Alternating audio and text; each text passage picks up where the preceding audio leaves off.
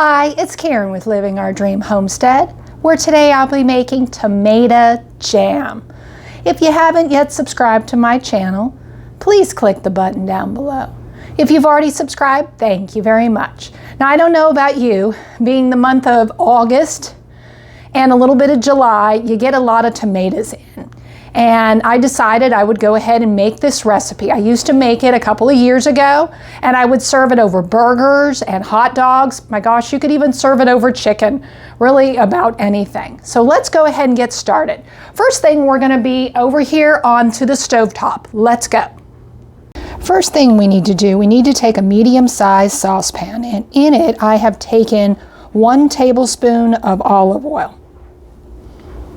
And I've got my heat on medium heat. We are going to go ahead and take 1 cup of chopped yellow onion and 1 clove of garlic. And we are going to go ahead and cook this on about 4 minutes until the onion is translucent.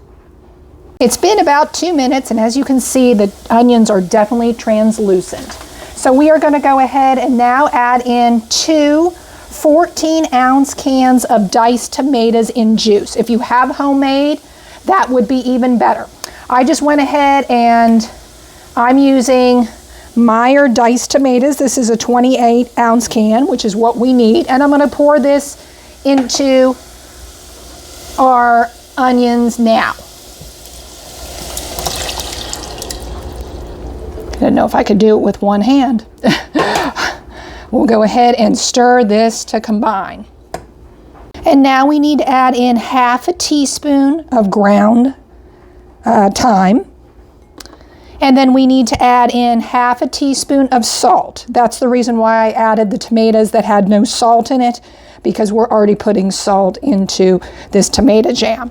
And then we're going to go ahead and add in 1/4 teaspoon of black pepper. I'll go ahead and do that now.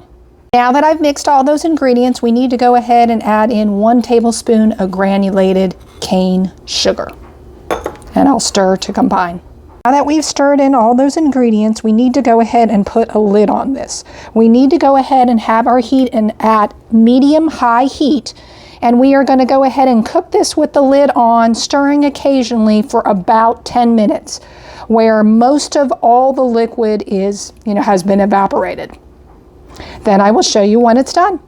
It's coming along. Now, it may take longer than 10 minutes, but again, we want to make sure that most of all that liquid is evaporated. So I'll keep on letting it boil. It's almost been about 20 minutes, but as you can see, it has evaporated quite a bit of liquid. It just needs to get a little bit more evaporated and it will be done. Now, if you want a little bit more of the liquid, you of course don't have to cook it as long as I am doing it, but I think this is the consistency I want. As you can see, it's a little bit more chunkier, not that much liquid, and so that's kind of what I'm going for. So I'll go ahead and turn off the heat, and I'll get this into a dish and show you up close. I think I got 2 3/4 cup. Now the recipe said to reduce it to about 2 1/4 cup. Again, it's whatever you would like to do. But I think I, got a good consistency where I'm getting, again, it's more chunkier, less liquid. Doesn't that look delicious? And now we need to go ahead and let it cool before we top, say, sometimes I like to put it in the refrigerator. To me, it seems to thicken up a little bit more. And I like to serve it over like a burger or a hot dog or a chicken, etc. I will leave the recipe down in the description. I got the recipe in BonAppetit magazine 2008. And like I said, I have served this for many years. It would be perfect for your gatherings like Labor Day, of course, even the 4th of July, or, Christmas you could do, or Thanksgiving as well. Well, thank you for watching. This was Karen with Living Our Dream Homestead. I hope you have a good day.